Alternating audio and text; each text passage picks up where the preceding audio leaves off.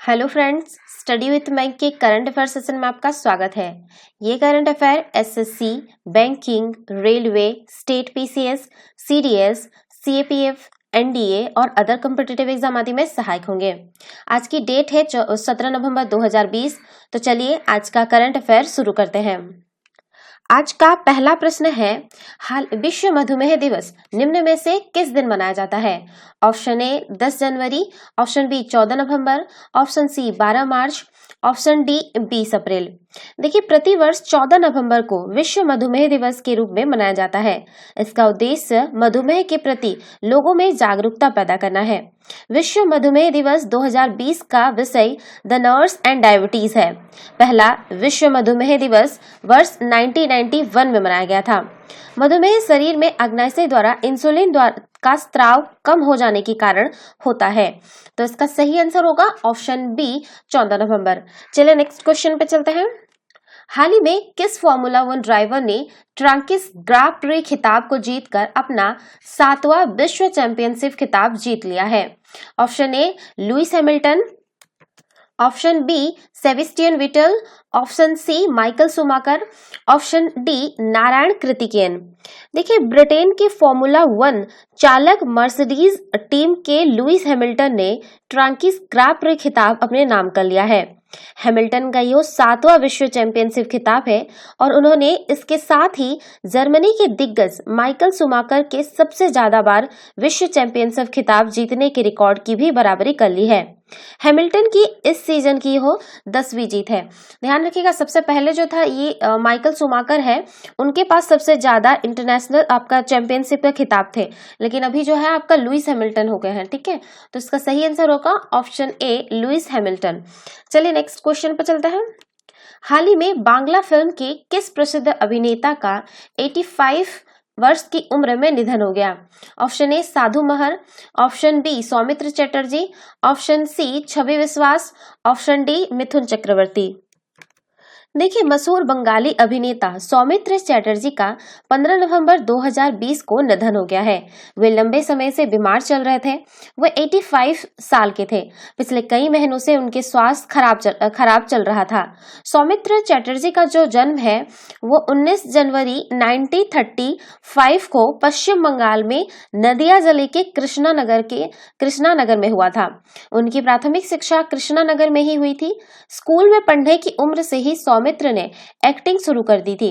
सौमित्र चटर्जी जो है वो 200 से अधिक फिल्मों में काम किए हैं और उन्होंने जाने माने निर्देशक सत्यजीत रे के फिल्म अपूर्व संसार से अपनी फिल्म करियर की शुरुआत की थी।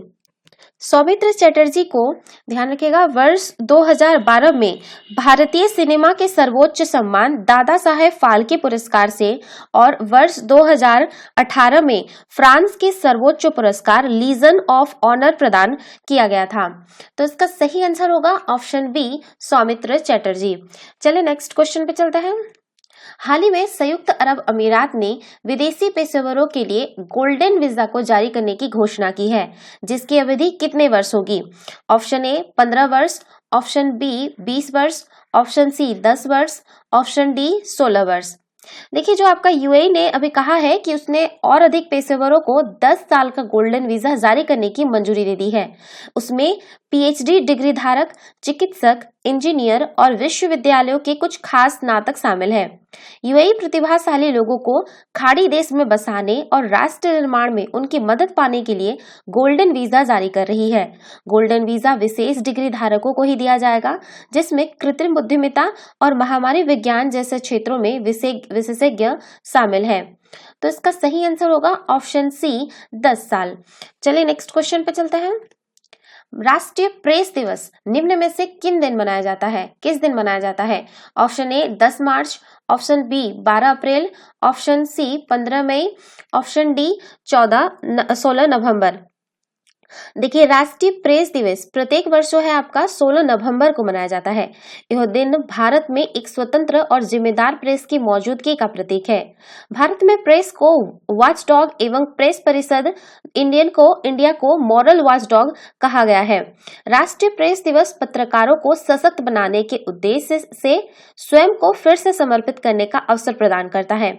प्रथम प्रेस आयोग ने भारत में प्रेस की स्वतंत्रता की रक्षा एवं पत्रकारिता में उच्च आदर्श कायम करने के उद्देश्य से एक प्रेस परिषद की कल्पना की थी। तो इसका सही आंसर होगा ऑप्शन डी 16 नवंबर। चलिए नेक्स्ट क्वेश्चन पे चलते हैं। हाल ही में अमेरिका के राष्ट्रपति डोनाल्ड ट्रंप ने चीन की कितनी कंपनियों में अमेरिकी निवेश को प्रतिबंधित करने वाले एक कार्यकारी आदेश पर हस्ताक्षर किया है? Option A 50, option B 40, option C 31, option D 11। देखिए, अमेरिका के राष्ट्रपति डोनाल्ड ट्रंप ने चीन की 31 कंपनियों में अमेरिकी निवेश को प्रतिबंधित करने वाले एक कार्यकारी आदेश पर हस्ताक्षर किया है। अमेरिकी प्रशासन का कहना है कि इन कंपनियों का स्वामित्व या नियंत्रण चीनी सेना के पास है। इस आदेश के मुताबिक चीन की पीपुल्स लिबरेशन आर्मी की कंपनियां में किसी भी रूप में निवेश करने वाली प्रतिभूतियों की खरीद पर प्रतिबंध लगाया गया है। तो इसका सही आंसर होगा ऑप्शन सी 31। चलिए नेक्स्ट क्वेश्चन पे चलते हैं। हाल ही में किस देश ने भारत से 50 मीट्रिक टन खाद्य सहायता प्राप्त की? Option A Somalia, option B Tanzania, option C Djibouti, option D Nepal. देखिए, भारत ने प्राकृतिक आपदाओं और कोविड-19 महामारी से निपटने के लिए मित्र देशों को सहायता के अंतर्गत जिबूती की जनता को जो है 50 मीट्रिक टन खाद्य सहायता उपलब्ध कराई है। विदेश मंत्रालय के बयान में कहा गया है कि यह कदम सागर 2 यानी क्षेत्र में सभी के लिए सुरक्षा और वृद्धि का एक हिस्सा है। इसके जरिए भारत सरकार इस क्षेत्र में मित्र देशों को जो है 270 मीट्रिक टन की मानवीय सहायता उपलब्ध करा रही है। जिबूती जो है आपका पूर्वी अफ्रीका में बसा एक देश है, जिसकी सीमाएं उत्तर में इरिट्रिया से, पश्चिम और दक्षिण में इथियोपिया से और दक्षिण पूर्व में सोमालिया से मिलती है। तो इसका सही आंसर होगा ऑप्शन सी जिबूती। चलिए नेक्स्ट क्वेश्चन पे चलते हैं। हाल ही में केंद्रीय मंत्री प्रकाश जावड़ेकर ने उत्तर प्रदेश के कौन से झील को रामसर कन्वेंशन के तहत मान्यता प्राप्त स्थलों की सूची में शामिल किए जाने की सूचना दी है? ऑप्शन ए मोती झील, ऑप्शन बी राधाकुंड झील, ऑप्शन सी सुरहाताल झील, ऑप्शन डी सुर सरोवर झील। देखिए, हाल ही में जो है केंद्रीय मंत्री प्रकाश जावड़ेकर ने आगरा की सुर सरोवर झील को रामसर कन्वेंशन के तहत मान्यता प्राप्त स्थलों की सूची में शामिल किए जाने की सूचना दी है। सुर सरोवर पक्षी अभयारण्य के भीतर स्थित यह झील को कीठम झील के नाम से भी जाना जाता है। सुर सरोवर पक्षी अभयारण्य को वर्ष 1991 में पक्षी अभयारण्य घोषित किया गया था। यह झील उत्तर प्रदेश के आगरा के यमुना नदी के किनारे अवस्थित है। यह पक्षी अभयारण्य लगभग 8 किलोमीटर के क्षेत्र में फैला हुआ है, जिसमें 2.25 वर्ग किलोमीटर लंबी झील भी शामिल है। इस क्षेत्र में प्रवासी तथा स्थानीय पक्षियों की तकरीबन 2 दर्जन प्रजातियां निवास करती है। रामसर कन्वेंशन के तहत मान्यता प्राप्त स्थलों की सूची में शामिल होने के कारण सुर सरोवर झील को अंतर्राष्ट्रीय मान्यता मिलेगी। तो इसका सही आंसर होगा ऑप्शन डी सुर सरोवर झील। चलिए नेक्स्ट क्वेश्चन पे चलते हैं। विश्व भर में प्रत्येक वर्ष नवंबर माह में कौन से रविवार को सड़क यातायात पीड़ितों की स्मृतियों के लिए विश्व दिवस के रूप में मनाया जाता है? ऑप्शन ए पहला, यहाँ पे आप लोग नवंबर लिख लीजिएगा आप लोग का याद के लिए, ठीक है, ताकि आपको समझ में आए। पहला नवंबर, ऑप्शन बी दूसरा नवंबर, ऑप्शन सी तीसरा नवंबर, ऑप्शन डी चौथा नवंबर। देखिए, जो विश्व भर में है प्रत्येक वर्ष नवंबर माह के जो है वो तीसरे रविवार को जो है आपका मैं यहाँ पे नवंबर बोल दी, सॉरी, आप लोग रविवार लिखिएगा, सॉरी, ठीक है। तीसरे रविवार को है जो आपका सड़क यातायात पीड़ितों की स्मृतियों के लिए विश्व दिवस के रूप में मनाया जाता है। इस दिवस का प्राथमिक उद्देश्य विश्व भर में सड़कों पर किसी भी प्रकार की दुर्घटना के कारण मारे जाने वाले लोगों अथवा गंभीर रूप से घायल होने वाले लाखों लोगों को याद करना और पीड़ित परिवारों और समुदायों आदि की पीड़ा को स्वीकार करना है। साथ ही इस दिवस पर समर्पित कर्मचारियों, पुलिस और चिकित्सा पेशेवरों को सम्मान प्रकट किया जाता है, जो इस प्रकार की सड़क दुर्घटनाओं को रोकने का अनवरत प्रयास कर रहे हैं। सड़क यातायात पीड़ितों की स्मृति के लिए विश्व दिवस मनाने की शुरुआत जो है सर्वप्रथम 1993 में रोड पीस नामक एक ब्रिटिश संगठन द्वारा की गई थी। वर्ष 1995 में इस दिवस को European federation of road traffic victim के द्वारा मनाया जाने लगा और जल्द ही अन्य देशों के गैर सरकारी संगठनों द्वारा भी यह दिवस मनाया जाने लगा। तकरीबन 10 वर्ष बाद 26 अक्टूबर 2005 को संयुक्त राष्ट्र महासभा द्वारा भी इस दिवस को मान्यता दी गई। इस वर्ष यह दिवस जो है 15 नवंबर 2020 को मनाया गया है। ध्यान रखिएगा, इसका डेट कोई फिक्स्ड नहीं है, ठीक है। ये जो आपका नवंबर का जो तीसरा रविवार पड़ेगा उसी दिन को मनाया जाता है। तो इसका सही आंसर होगा ऑप्शन सी, दसरा। चलिए नेक्स्ट क्वेश्चन पे चलते हैं। हाल ही में 15 नवंबर 2020 को कौन से राज्य का 20वां स्थापना दिवस मनाया गया? Option A Jharkhand, option B Chhattisgarh, option C Uttarakhand, option D Telangana.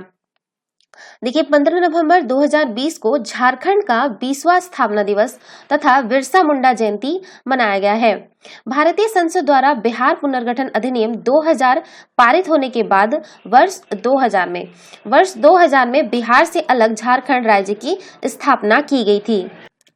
इस दिन को आदिवासी नेता बिरसा मुंडा, लिख दे रहे हैं बिरसा मुंडा, ठीक है, बिरसा मुंडा की जयंती के रूप में मनाया जाता है, जिसे भगवान बिरसा के नाम से भी जाना जाता है।